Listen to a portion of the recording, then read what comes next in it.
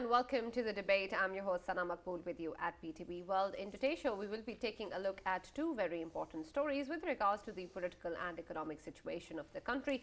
The first is in reference to the number of audio leaks that we have seen surfacing in terms of cybersecurity issues and measures, of course, on which an NSC was also held earlier. This is, of course, an important domain in which we have seen that there have been quite a few intrusions, but politically also the kind of things that have surfaced is of much concern as well, especially the audio leaks concerning the former Prime Minister and the PTI leadership, including the former Foreign Minister as well as the Foreign Secretary, speaking with regards to a cipher that was used widely by the PTI leadership as part of a narrative of a US conspiracy and of elements of domestic involvement in that as well, which of course has been repeatedly denied by the NSC, by the political leadership, by the US as well. But we have seen that because of those audio leaks, it's quite obvious and apparent that the cipher was played upon, as was said in the audio leaks, in terms of political and personal gains rather than keeping the national interest of the country in front. And then we also see that because that these audio leaks came out, we've seen that an action was taken by the government. There was a cabinet meeting in which this particular issue was discussed, and a green light was given in terms of action to be taken against the former Prime Minister, the PTI leadership, including their ex-principal secretary and the ex-premier, of course, along with senior cabinet ministers of the previous government. This, of course, is there in terms of the recommendation of the committee that was formed by the cabinet on Friday to deliberate upon these audio leaks and to discuss what needs to be the future course of action. And now the cabinet has decided to take legal action against the PTI leadership. So we're going to be talking more about what this would mean in terms of the kind of legalities involved and, of course, the way that the future political dynamics with regards to PTI and the government would evolve, and how we will see an actual action taken against these particular audio leaks. We're also going to be taking a look, of course, at the economic situation of the country, something, again, which is of serious concern in Pakistan, especially since the start of this year. And then again now, especially since we have had a change in the leadership of the finance ministry.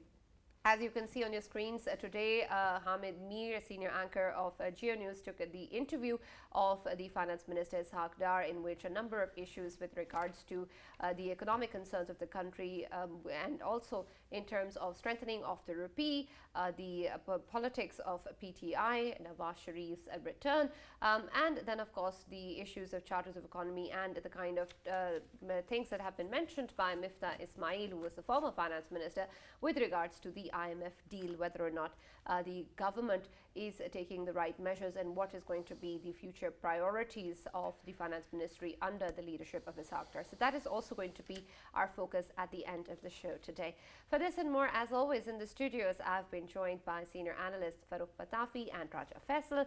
And for our first segment with regards to the political developments in the country, we have been joined by Brigadier Retired Mr. Haris Nawaz, who's a senior analyst, and we will be soon joined by Mr. Ahmed Jawad as well, Prime Minister's focal person on digital media and technology. Thank you very much, Brigadier Haris, for joining us and being a part of the debate.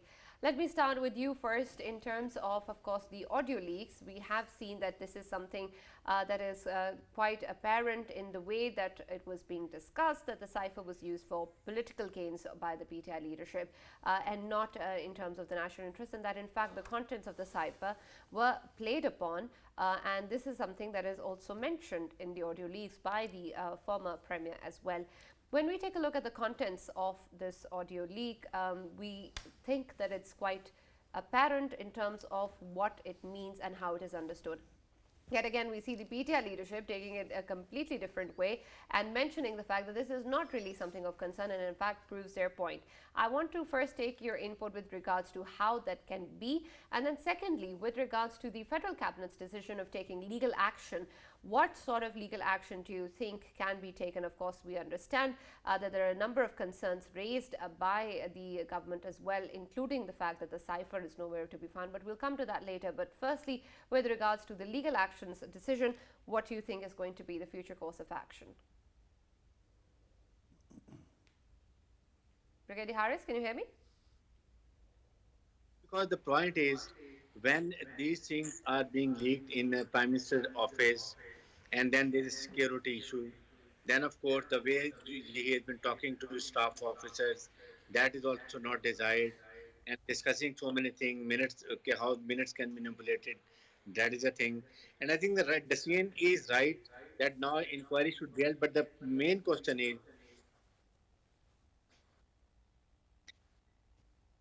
who should hold the inquiry? Maybe the certain fingers are raised because it is under the interior minister. So it would have been better if they had a joint investigation team where a balanced team of different intelligence agencies could have joined together, and then they could have given recommendation. That is much better because otherwise they will say that FIA was under Ministry of Interior, and then they will raise different questions, different fingers. So it would have been much better.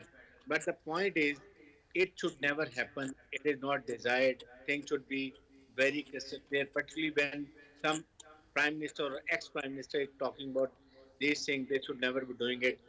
Second point is that there is a big security problem coming in prime minister's office. It is whether it's a secretariat, ex-prime minister, sitting prime minister, how it has happened. Some secretariat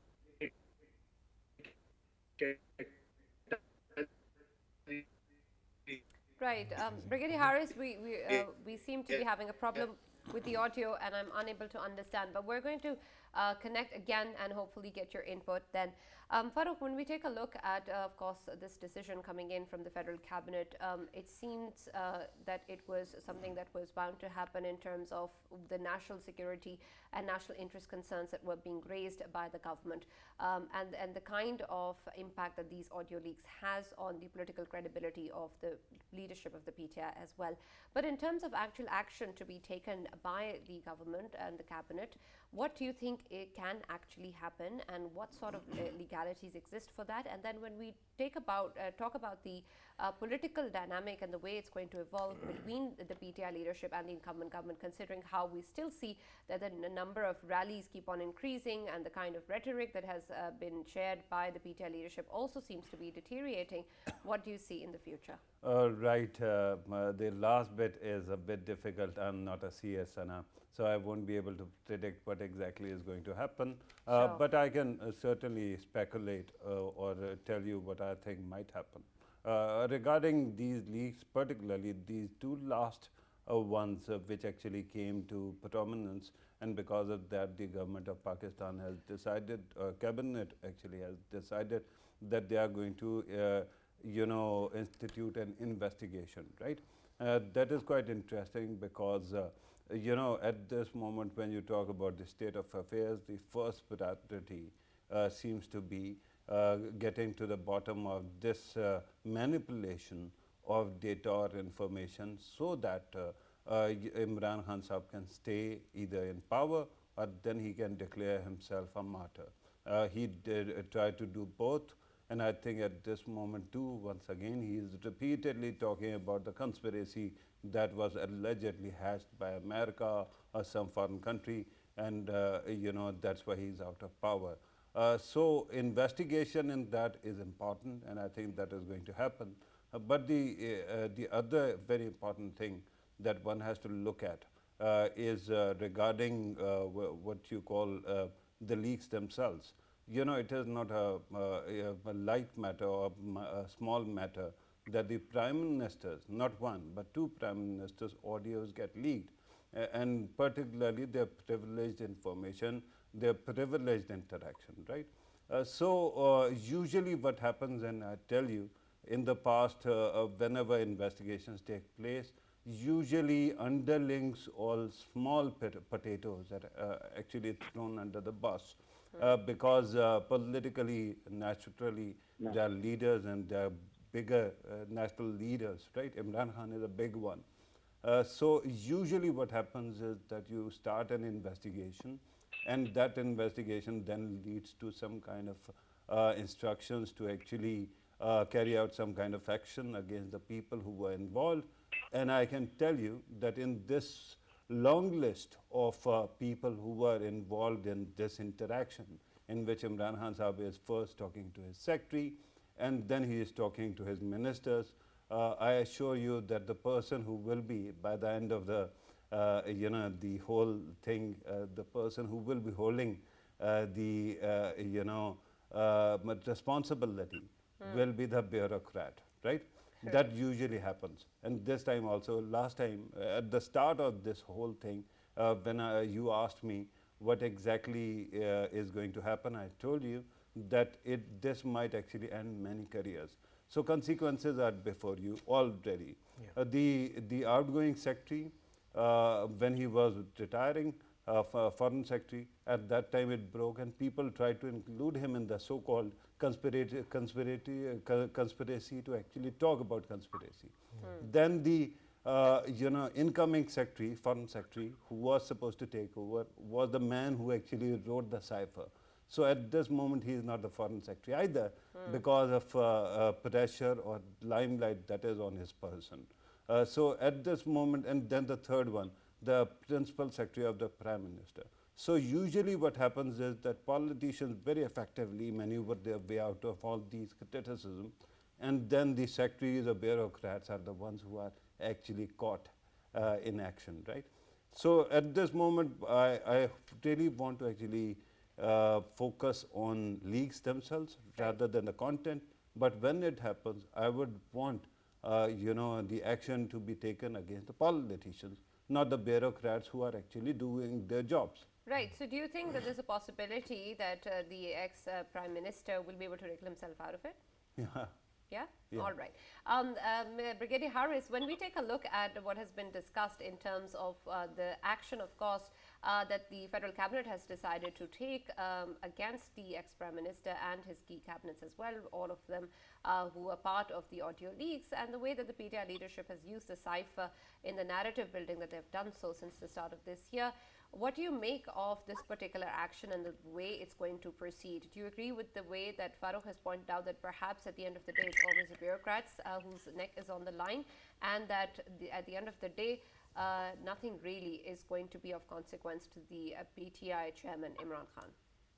Sana, the point is Imran Khan very cleverly built the narrative, and the bureaucrat who was there as a ambassador in Washington, he did his job. He just sent a cipher, which is a routine. And then, of course, when this letter went to National Security Committee, it was discussed. It is simple, belated interference, and the march should be issued, and that's for the end of it.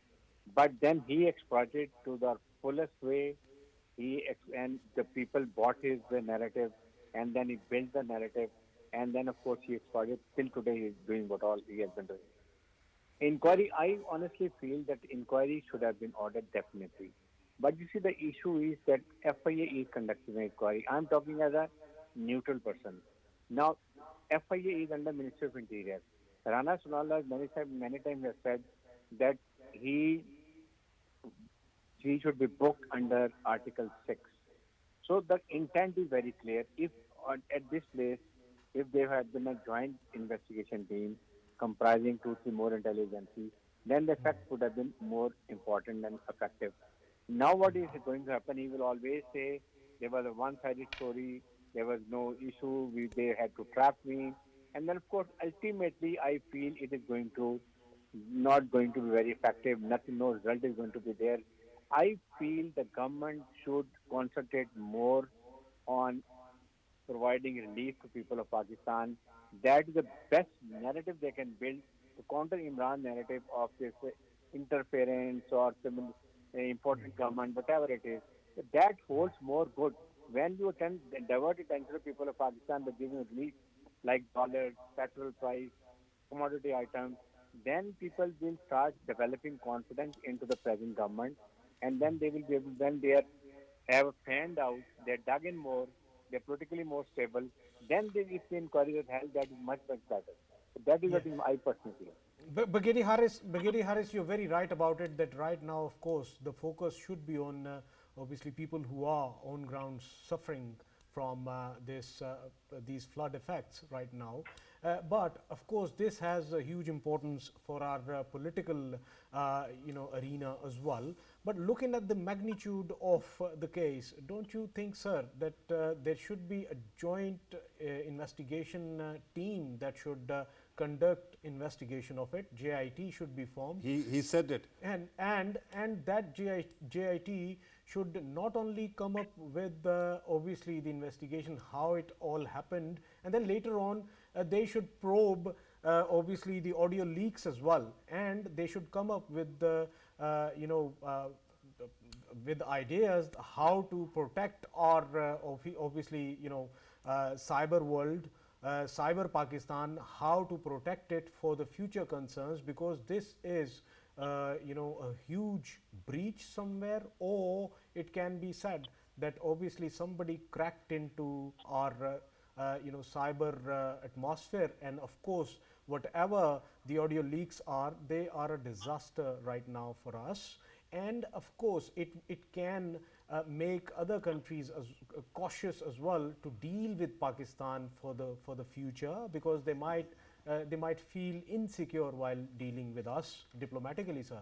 Right, Sir, and let me just take that question actually to Mr. Ahmed Jawad, and we'll come back to you, Brigadier Harris, as well, since of course Faisal has given an analysis also of the way that he would like to see the investigation to be taken forward, and somewhere in that is a question hidden for you.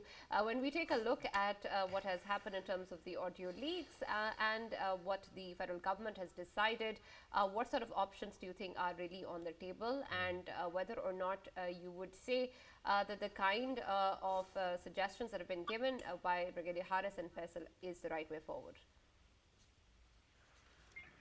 I think few things are very clear without going into any investigation. First of all, uh, I think the way Imran Khan has used this for his political agenda and for his political distraction, I think that is very much clear. Even if we don't go into any investigation, we can recall that how he took out a letter out of his pocket in a jalsa, and then he's talking about with different connotations about this letter, the imported regime and America ki gulami or azadi. So this is all we have seen. So this is something very clear. Now, another aspect I would say that which is very clear, that that is about responsibility of such documents, responsibility as the ruler of this country, prime minister of this country, that if you have this cipher and one day you say that I had and then I don't know where it is now, that shows a big lack of responsibility on the part of the prime minister. I mean, it's not a ordinary document. It's an important document, and it is important because you have built your agenda on this document for the past 6 months, and such was the importance. And then you say that I don't know where is the copy. So this is about responsibility.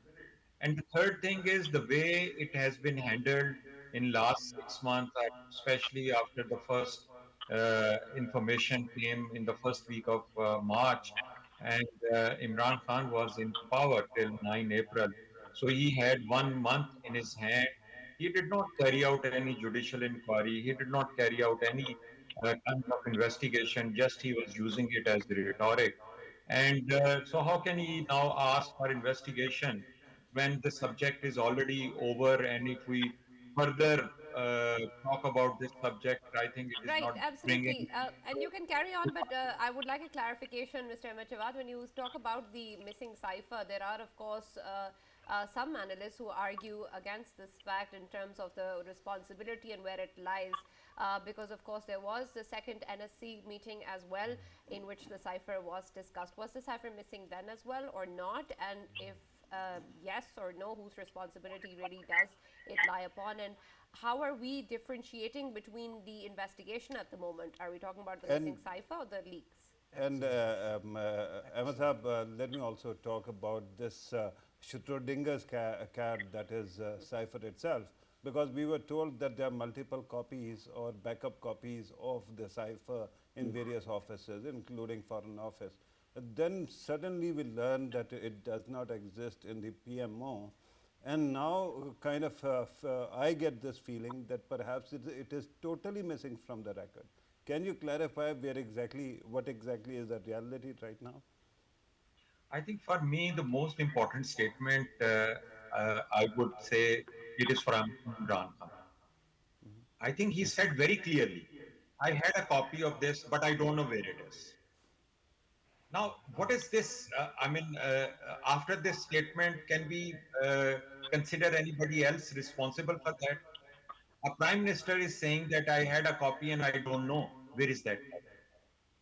If you had that copy, you should exactly know whether it is held by your principal staff officer or it is held by some other staff officer, or you brought it to Banigala and then you lost it. So, I mean, this after this kind of response, what kind of question then we can further ask that who else might be knowing where is the copy? I think this is very clear that this is some sheer lack of responsibility on the part of former prime minister, that he is admitting that he had the copy, and he is not saying that he handed over this copy to the new prime minister or he handed over this copy to the new government. He is not saying that, he is admitting. So then what is the question after that? Right, but That the Ahmed cipher Jawad, can always you also held with him. clarify? Can you clarify that whether or not there are other copies that exist with the Prime Minister's office at the moment, or any other office right now, the Foreign Office or anybody else? And when we take a look at the kind of discussion in terms of responsibility or who had the copy, will this still be a violation of the Secrecy Act in terms of a copy being misplaced by the ex-premier, even if there is one that exists at the moment with the government? First of all, I'm not really very sure about the protocol of Foreign Office Okay, when sure. they receive a cipher, that how many copies are made, and whether the only original copy is sent to the Prime Minister office and the Foreign Office does not have it. It doesn't look like a normal, I would say, a practice. I'm sure such sensitive documents are not just we are relying on one copy of that document. I'm sure there must be a system which I'm not aware, that how All such right. kind of correspondence is held at the foreign office and how the record, because such a sensitive document, you send it to one office, and then if we say that that was the only copy, I think it does not look, at least to my common sense, it doesn't convince me that there cannot be another copy. But just to mention that one more copy is already, that has already been announced by Imran Khan's statement again. When he says that President Arif Alvi is the Supreme Commander, he has the Right. other copy of the paper. So Sure, he absolutely. even I that understand your point, Ahmed Jawad Sahab. I understand your point, but let me come back to the issue of investigation itself. Farouk, when we take a look at this decision, of course, there is the important question that Brigadier Haris raised as to who's to inquire, but also in terms of what Faisal was earlier saying, in terms of the cybersecurity risks, and of course, this being an issue for the national interest of the country. What exactly will this investigation be looking at? The fact that there was a cybersecurity issue, or the content itself of the leaks? Well, it would have been a cybersecurity issue, Sana, if the Prime Minister and his, principal secretary would have been sitting in the cyberspace. They were not. They were sitting in an ordinary room. We don't know whether there was any other appliance next to him or not. Who was taking record? Who was recording it? Was it some kind of software bug in some of the mobiles, or was it some kind of bug that was physically present in the room where they were sitting, right? Because if you have bugged one telephone, you cannot have the consistency of data from the other leader, for that matter. That would mean, because I'm guessing, because it is actually leaked from the Prime Minister's office, and because two Prime Ministers are involved, not one. So what I'm assuming is that the leak itself came from a physical, bug planted in the room. Otherwise, how could it be that whosoever sits in the same space, it automatically starts getting recorded or something like that? Secondly, again, it is a matter of priority. I understand that Imran Khan Saab's whole narrative of conspiracy, foreign conspiracy, is also very important. But let me point it out that we have to take care of the fact that secrecy of Prime Minister's office being breached is a bigger issue, right? Because then nobody is going to talk to your leaders in the future. Foreign leaders won't talk because they don't know what exactly record is being kept. So because of that, you need investigation, and I'm glad there's going to be an investigation. Now, who's going to investigate? Earlier, everyone said GIT. But Imran Khan Sahab, when he was in power, he had written a letter to the Chief Justice that a judicial commission should investigate. But amazingly, when he was going out of power, he did not nominate any retired judge. He nominated a retired journal, right? And that was something astounding because that means that it is not going to be a judicial commission. Right now, you can say whatever you want. The problem with PTI's way of politics and somehow other political parties as well, when they were out of power, is that when you actually try to pull down all the institutions, may it be FIA, may it be intelligence agencies, may it be judiciary, may it be other important institutions, when you bring all of them down, no matter what kind of investigation takes place, whosoever is going to be blamed is not going to accept the results. It can be Imran Khan Sahab, it can be anybody else. It is an issue of attitude. In the end, I am assuring you that it is basically the bureaucrats who is going to take the brunt. But my problem is that the way effectively the PTI itself keeps on spinning it, right? First, it was a conspiracy. CYPHER was a secondary issue. But now somehow they are saying, look, this audio proves that there was a CYPHER. Who is denying there was a CYPHER, right? Actually, whether there was a conspiracy which actually brought down a government or not, when you can connect all the dots, if you cannot prove it, because you are accusing, the burden of proof is on you. If you cannot prove it, then it is gone. That means there was a CYPHER which you try to manipulate, right? And in the end, poor bureaucrats are going to take the brunt. And in fact, the audio leak itself is evidence of a different kind of conspiracy that is being hatched.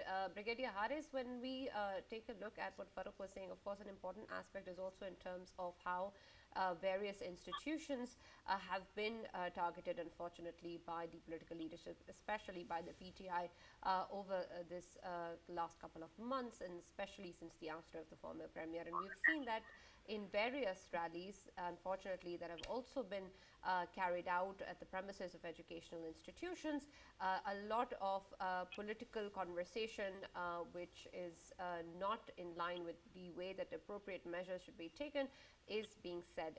Then there is, of course, these audio leaks. There is, of course, the contempt of court issues, which, of course, the Islamabad High Court has dismissed today. But there are numerous issues with the way that the PTI leadership, especially the PTI chairman, has been conducting himself. So when we take a look at this particular issue and the kind of stance and action that the federal cabinet has decided, do you think that it's appropriate to the way that the PTI leadership has spoken or has acted or behaved in the past?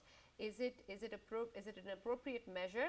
And what do you think should be done in terms of action taken by the government against any such political party or leader? You see, Sana, the point is, first of all, he has a habit, and PT has been always blaming institutions.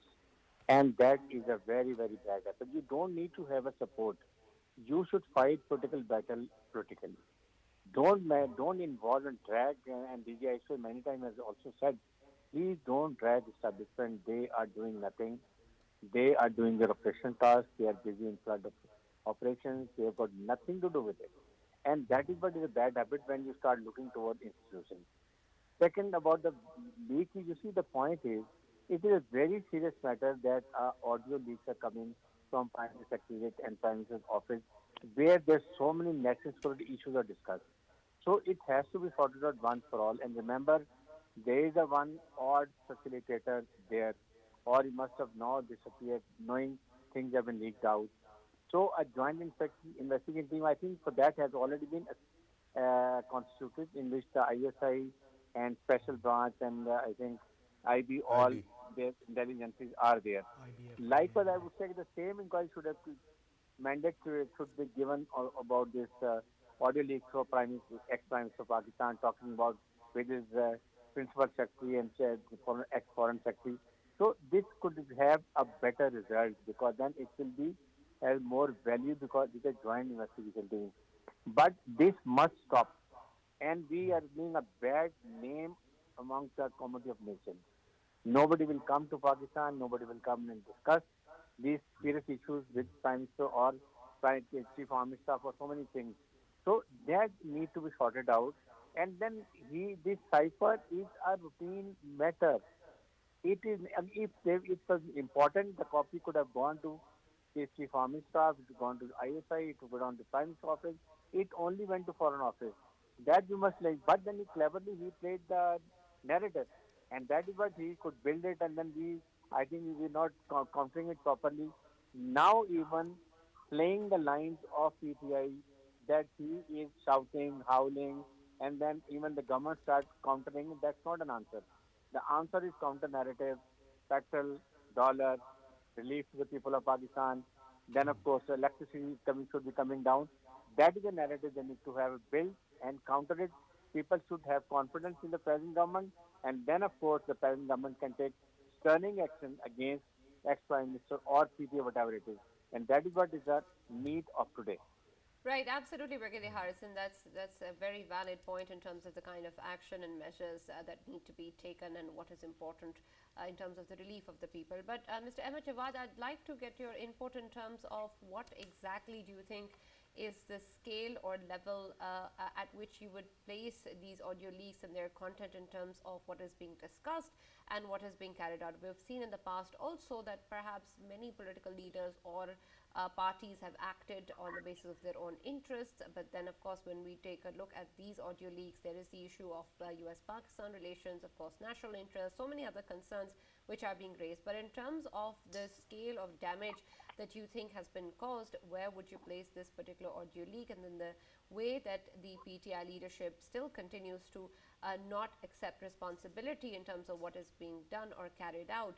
And then when we take a look at if there is any precedent that exists in the past and what sort of measures have been taken, what would you see happening with reference to these particular audio leaks and the way that they're going to then be formed as part of the public opinion or as part of how exactly the PTI leadership is viewed? Because legal action, of course, is going to be one thing, but in terms of understanding the gravity of what is being discussed, it seems that that is still lost on PTI and its followers. And what is the, Jawad sahab, what is the obviously next step forward? Of course, we are facing a dilemma when it comes to cyber security, especially related to Prime Minister House. Will there be any steps taken to ensure that it never happens in future? First of all, I would like to recall incident which happened in Germany, where Angela Merkel phone was tapped by the American CIA, and this thing was detected by the German intelligence agency, and obviously after that they must have taken a number of steps to safeguard the security of their chancellor or head of the state. Uh, in Pakistan, I think there should not be any doubt that it definitely it is damaging when we see audio leaks coming out. It is not good for our international image. It is not good for the image that any head of the state talking to Pakistan or even diplomats that so they may be feeling insecure talking to Pakistani leadership that they may not be sure that what a kind of conversation might be recorded. But at the same time, we should also realize that it is the responsibility in any country, whether it is Germany or it is Pakistan, the responsibility of safeguarding the digital space or the telecom or IT space. It rests with the top intelligence agencies. Of course, there are other institutions also which have distributed responsibility. But at the end of the day, it is the intelligence agency of that country who is supposed to be responsible that their space is not bugged or their space is not penetrated by the foreign agencies. Now, this Right. needs to be investigated, obviously. One thing which I can also clarify about the technology which Farooq was talking about, uh, I don't know what exactly is the situation, but I can tell you about the technology little bit for clarification that today in today's world, the bugging being done by a small instrument or some bugging device in a room, this is some kind of old spying work, which perhaps not required in today's digital world. Today, you just have to target one mobile phone, and the question which Farah raised, that how can it can start the recording if even if it is mobile. So I can explain you that once I using the social engineering penetrates into a mobile phone, I will be able to switch on the mic. I will be able to Yeah. switch on speakers. I will No, be no, able to. Ahmed Jawad Sahab, just to clarify, I did not mean that nobody can control. Pegasus software does Yeah. exactly that. My point was that if you bug my phone, that is my phone that is bugged, right? Tomorrow somebody else comes, you'll have to once again infiltrate his phone as well. We are talking about two prime ministers who are supposed to have distinct phones and two secretaries who had distinct phones or phone numbers. So this will have to be actually more than one person who is targeted. So I understand that there are even drones that can pick up the signals from the rooms, but one thinks that usually the building material that is used for Prime Minister's house, presidency, are such that they can prohibit such kind of leakage when it comes to physical space. So somebody might be able to plant a bug, and that's why I'm saying that because of the quality of audio consistency, that it might be actually in a room. This is what I was trying And humbly saying. Jawad Yes, Sahab, I can as just Farooq has rightly clarify. pointed out, Jawad Sahab, Allow me to clarify because I know this subject. So, just for the sake of understanding of the audience on this technology, you Right. will have the best quality of voice when you have penetrated a mobile phone. It is just like that, that if we are talking to each other on the mobile, so you know the quality of voice which you are receiving and the quality of voice you are relaying. The similar quality will be heard by a third person who has penetrated one side of the mobile phone, not the two sides of the mobile phone. Right, of course, He, Ahmed Jawad, and no one's denying that. But thank you very so the much for quality, joining us yeah. and being a So part the of the debate. quality is very high Unfortunately, in this case. yes, we're out of time. Thank you very much, Manjura Sab, for joining us, and Brigadier Harris Nawaz for being a part of the debate. We will be concluding our first segment over here and talking a little bit more about the economic situation of the country now, in which, of course, today a senior analyst of Geo News, Mr. Hamid Mir, interviewed the Finance Minister, Ishaq Dar, and a number of things were mentioned and spoken about, which we, of course, would like to also talk about in terms of what is the way forward by the Finance Ministry and what sort of leadership will the new Finance Minister be bringing in and what his, of course, priorities are. Farooq, there has been quite a few mentions by the Finance Minister, even on previous occasions, that his priority is to strengthen the rupee. And this is, of course, something that he has also reiterated today, that he would like to bring it under 200. And this is something that when we take a look at, of course, the situation previously and in the previous many months, that we had seen quite a few points being dropped against the dollar, and of course the rupee depreciated to its all-time low. So this is a huge concern and will be great news for the country. But we saw that previously as well, when the rupee appreciated, when the change of government took place, it was something that happened only for a short run and not something that was sustainable. Can that happen now? Right, Sana, but since you are talking about this interview that Ishaq Dar Sahab, the new finance minister, actually gave to Hamid Mir Sahab, and in that interview, let me also qualify that whatever discussion was there, you can actually broadly put it in three buckets, right? Sure. The first one was a reaction or response to Imran Khan Sahab, whatever accusations he has been leveling against Ishaq Dar Sahab, and whatever language he has been using. The second one was economy, of course, the leading question. And by the way, it was a leading question because Hamid Mir Sahab actually said whether you will be able to bring it down below 200. And he said, yes, I can. But then he also said that we haven't actually, I know it, but I'm not going to disclose the true value of a dollar versus rupee, which is inflated, and we are going to actually bring it down. Then he was asked also, how did it actually start coming down, the dollar? And he said that exactly the thing that I was saying the other day, that the speculators were speculating, and then they were warned of consequences. And because I was coming and I have a history of taking action against such people, they brought it down voluntarily. So this is what he explained.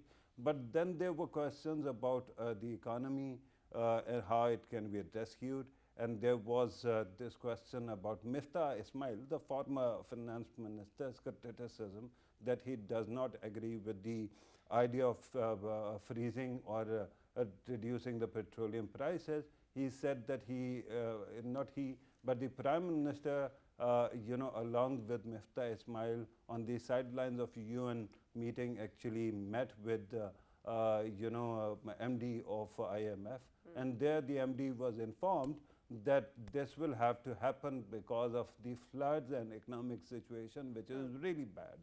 And in principle, the MD actually agreed, or at least this was Dar Saab's impression. But she said that she is going to take it to the board, right? Now this happens also, but I think that when you have such floods, the tacit agreement is that there is going to be a relaxation on the terms and conditions. So I think he's right. There's no violation of the IMF. I don't think, look, the 1/3 of the country is underwater.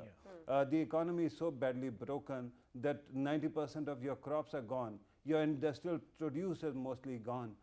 Your cotton, which plays a very important role in your textile, is gone, and because of that, your textile has, stood still, and you are going to have massive problem with meeting your deadlines when it comes to exports. Right. So in that situation, when there's already so much pressure on the common man on the street, I think that IMF is not blind.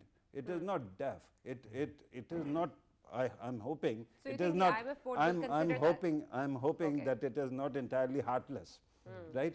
Yeah, please go ahead. Right. No, I was just confirming that you think that the IMF board will not have a problem with this, Yeah, considering the floods. it is not up to me. I think Dar Saab actually believes that it won't. Okay. And he said that he has 25 years of experience of dealing with IMF, and his was the only program that he successfully concluded when he was the finance minister last time.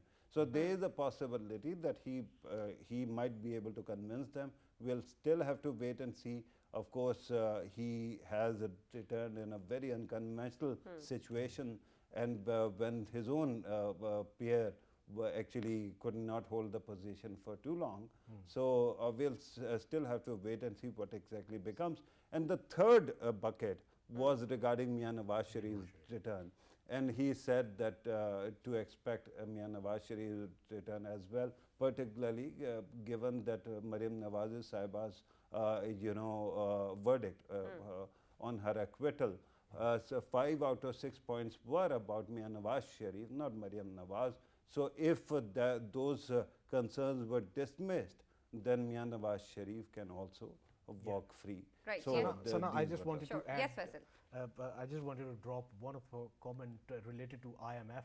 Remember, we have been talking in our show since a long time. Obviously, whenever we had a show related to IMF, we talked about that IMF should be considerate enough towards Pakistan, that we have been fighting war on terror and all of that, But at that time, we didn't see any consideration from the IMF side. But right now, after UN General Secretary General's visit, obviously there are positive signs, and obviously Sardar is right about it. And we shouldn't forget that our foreign minister, he has played a key role in this by highlighting the flood effects of Pakistan at the UNGA as well, on the sidelines, while meeting and while having interactions with different think tanks as well. So I think it is quite important, and of course IMF will be considered enough this time. Right. There is, And of by course, the way, in principle, the concessions that are given. Yes, Farooq. by the way, because last time when board met and declared Pakistan's previous deal, at that time all countries actually agreed in principle that Pakistan has met all the conditionalities. Despite that, there was one country malicious intent, with malicious intent, that actually voted against them all, against the majority. That would have been unanimous vote, and that is our friends in India.